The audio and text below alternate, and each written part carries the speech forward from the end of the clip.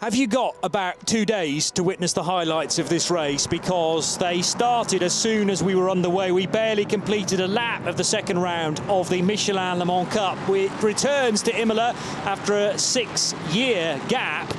Brilliant to be back in Emilia-Romagna, and a good getaway from Jerome de Sadalier for the MV2S crew.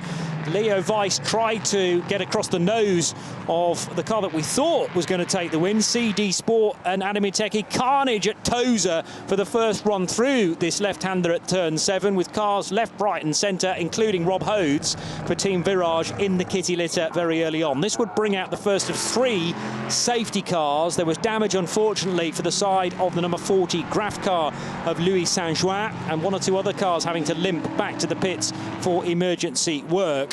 Then there was some contact between the Bullet Racing Aston Martin and quite an audacious manoeuvre from Crichton Lentudis in that blue and white LMP3 car. Thankfully, Stephen Patrick was able to get away from that scene and eventually finish on the podium in GT3. A spin for the ANS Motorsport car of Jonathan Brossard, and Brossard would eventually incur the wrath of the stewards for driving the wrong way at Tosa Corner, and that resulted in Klaas Abelen having to take avoiding action, just nosing very slightly into the barriers at turn 7. Then at the restart, Jerome de Sadalier making a very uncharacteristic error, looping the car at Rivazza. That unfortunately claimed Leo Weiss's machine as well for WTM Racing. More spinners, this time at Varianti Villeneuve. Jacques Wolf off the road in the number 43 Spirit of Racing Le Mans car.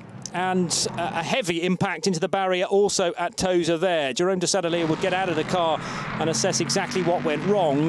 Eventually, Adamiteki, the car started by Fabien Michal, would work its way to the front. This was coming out of the mandatory pit stops. The other Team Virage car would stop abruptly with Matisse Poulet at the wheel, with the marshals down at post number 2.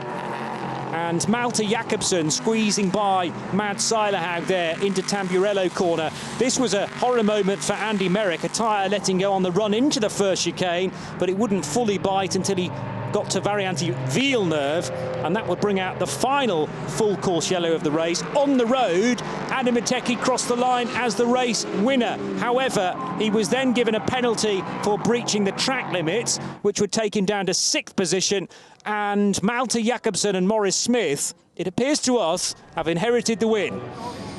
By the way, that would be, I think, if it happens like that, this is the professional championship. Yeah, level pegging after 2 races. Yep. Racing Spirit of Le Mans and Cool Racing both on 25 points, from the 29 MV2S Forestier racing car on 19, which did not score this weekend. That's the 29 that we lost at the restart. So fairly low scoring, actually, so far, and that suggests how many incidents we've had in only 2 races. Alexander Matchell and Malte Jakobsen and Maurice Smith and Tom Dillman provisionally all leading the championship, therefore. And Jakobsen, well, it's all about where you score the wins, and to Gustav Berg, who brought the car home, and Jens Moller. They will now be the championship leaders. They were 2nd in the championship coming into this second round of the season after a win for Kasper Jensen and Christian Poulsen in the opening round at Le Castellet.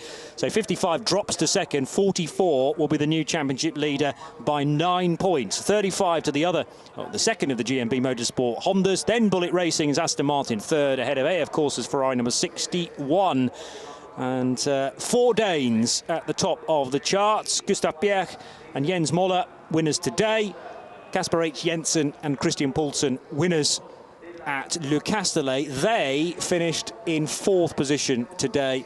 Then Stephen Patrick and Teo Nue, brilliant drive in that Bullet Racing Aston Martin to close the gap. Andrea Montemini and Gino Forgione will be 4th.